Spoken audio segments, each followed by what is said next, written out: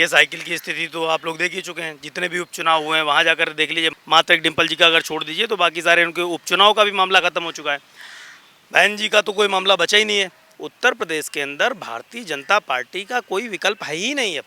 Bharatiya Janata party और हमारे यहाँ जीरो टॉलरेंस जिस तरह चल रहा है, अपराध मुक्त जो समाज का आईना बाबा जी दिखा रहे हैं, उसमें किसी और पार्टी की गुंजाइश ही नहीं है। अब यहाँ हमको शराब घोटाले थोड़ी कराना है जो झाड़ू वाले को बुलाया जाए। ये कट्टर ईमानदार तो इस तरह का व्यक्ति, हाँ ठीक है, दिल्ली की जनता को कुछ समय के लिए जो गुमराह करके ये बिजली पानी फ्री इस तरह करके जो कर रहे हैं, ज़्यादा दिन चलता नहीं है। उत्तर प्रदेश का निकाय चुनाव जिसको लेकर के एक लंबा संघर्ष जो है वो अदालत में भी चला, कोर्ट में चला। अब आखिरकार जब उस पे ग्रीन सिग्नल मिल गया, अब चुनाव भी घोषित हो चुके हैं। उसके बाद पहला जो नामांकन है उसका भी समय खत्म हो चुका है, पहले चरण के चुनाव का।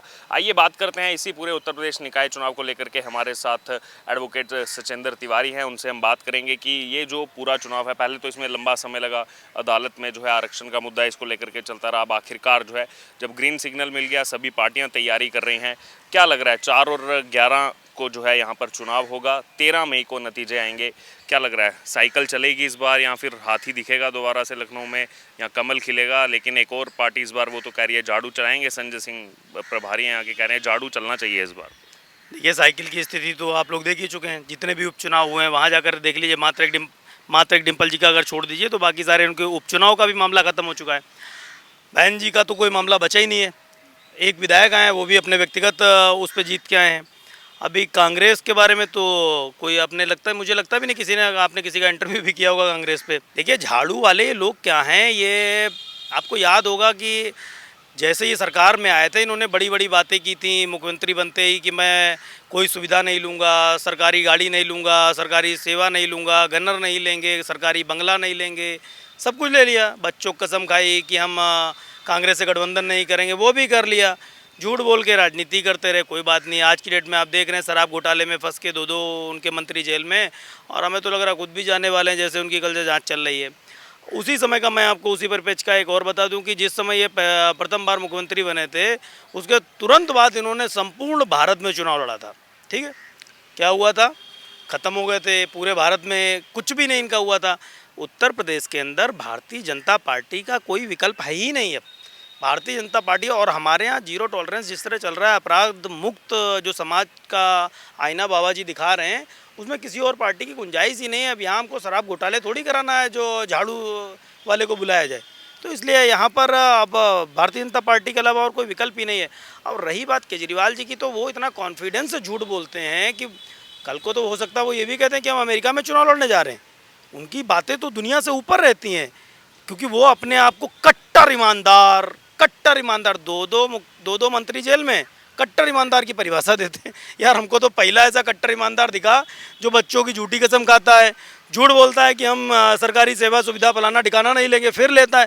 ये कट्टर ईमानदार तो इस तरह का व्यक्ति, हाँ ठीक है, दिल्ली की जनता को कुछ समय के लिए जो गुमराह करके ये बिजली पानी फ्री इस तरह करके जो कर रहे हैं, ज़्यादा दिन चलता नहीं है। देखिए कभी भी किसी भी समाज में आप सब कुछ फ्री दे करके आप नहीं कर सकते, या आर्थिक स्थिति पे मूलभूत सुविधाओं को आप फ्री रूप से दे रहे हैं, जैसे मेडिकल चिकित्सा की हो गया, या आवास योजना हमारे सरकारें जो कर रही हैं वहाँ तक तो ठीक है, अनाज हो गया।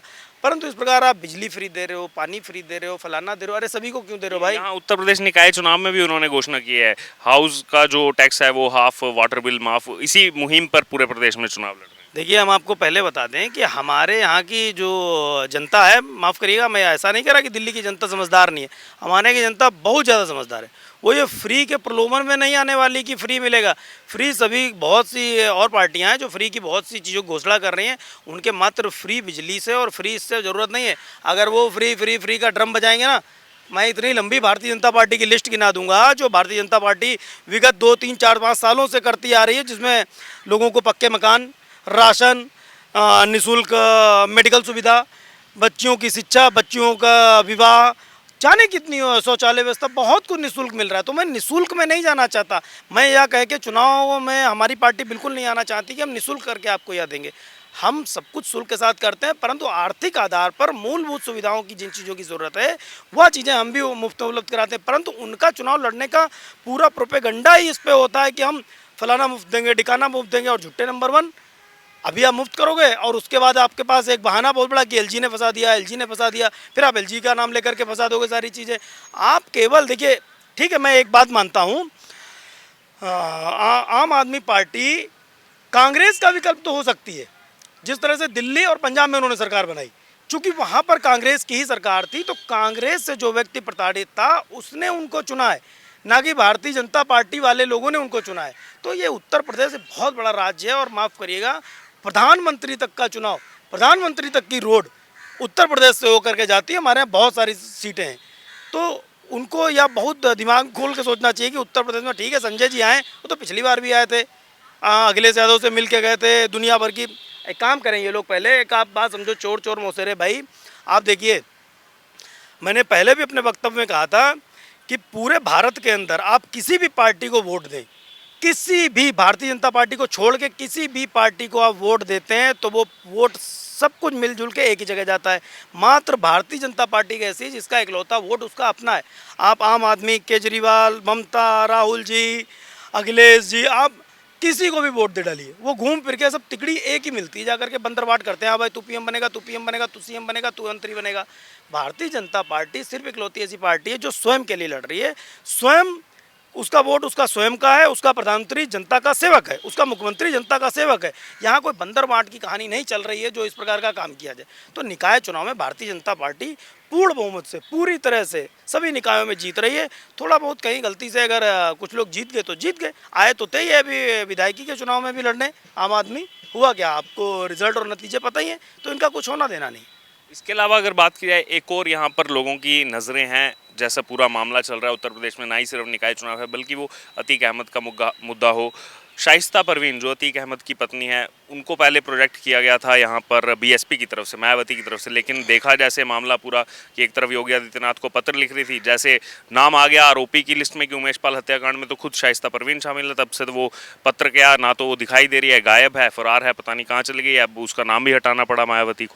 देखिए, ये राजनीति स्टंटबाजी है, ठीक है, ये मायावती की भी राजनीति की बहुत बड़ी स्टंटबाजी है।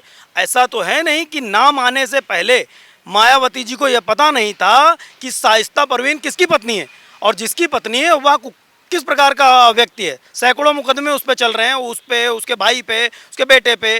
तो ऐसा तो है नहीं उनको पता नहीं है। हाँ, इन्होंने ये ड्रामेबाजी करके या जरूर थोड़ा सा सिंपत्ति ले ली कि अच्छा ठीक है, उनका किसी की हत्या में हाथ है तो हम इनको टिकट नहीं देंगे। अब आप देखिए, मायावती जी भी ऐसा नहीं है कि वो उसको सपोर्ट नहीं करे, AIMIM हो, हाथी हो, साइकिल हो, सभी लोग तो अतीक के साथ थे, पूरा खानदान उसकी यहाँ चाटुकारिता करता था। काहे के लिए? सिर्फ चंद वोटों की राजनीति, और वो भी चकिया और वो धूमनगंज के पूरे क्षेत्र के वोटों की राजनीति को करने के लिए। तो देखिए, समाज में जो आम व्यक्ति है, जैसे मैं, हम सभी लोग बहुत बेहतर जान रहे हैं कि सही क्या है, गलत क्या है, किसके साथ जाना है, किसको छोड़ना है, ये चीज़ बहुत बेहतर जान रहे हैं। और मैं एक बात आपको और बहुत अच्छे से बता दूं, कोई भी पार्टी हो, किसी भी पार्टी, आप चाहे अखिलेश जी की, मायावती की, ममता की, किसी पार्टी की ले लीजिए, वहाँ पर मामला ये है कि पार्टी का शीर्ष जो नेतृत्व है, जो मुखिया है, वह बोलता है कि ठीक है, अतीक का सपोर्ट करना है तो अतीक का सपोर्ट करने लोग निकल जाते हैं। वो बोलेगा कि फलाने का विरोध करना है तो विरोध करने निकल जाते हैं। लेकिन उनकी पार्टी के अंदर के जो समाज के लोग हैं, जो उनके कार्यकर्ता हैं, वह भी बहुत प्रसन्न है। मेरा वक्तव्य सुनते ही समाजवादी पार्टी या और दूसरी पार्टियों के कार्यकर्ता भी जान रहे होंगे कि हाँ, उत्तर प्रदेश में जो हो रहा है, जीरो अपराध करने के लिए बाबा जी जो भी कार्य कर रहे हैं, उनसे वह भी खुश हैं, परंतु मजबूरी में बेचारे बोल नहीं पा रहे हैं। ठीक है, परेशान मत होइए, कुछ समय बाद वह सब भी भाजपा ज्वाइन करेंगे और भारतीय जनता पार्टी में ही रहेंगे। ठीक है, तो यूपी में निकाय चुनाव में पूरी तरह से भारतीय जनता पार्टी जीत रही है। चुनाव लड़ना सभी का अधिकार है, सभी लोग आइए लड़िए, लेकिन रिजल्ट आपको बता देगा कि आप कहाँ हैं। तो ये थे हमारे साथ सचिंदर तिवारी, और पूरी बात रखी उत्तर प्रदेश निकाय चुनाव को लेकर के, जिस हिसाब से यहाँ पर राजनीतिक सरगर्मियाँ तेज़ हैं, और जैसा इन्होंने कहा सभी पार्टियों को आमंत्रण है, सभी आकर के चुनाव लड़ सकते हैं, लेकिन जीतेगा कौन, वो खुद आपने पूरा विश्लेषण जो है यहाँ पर सुन लिया।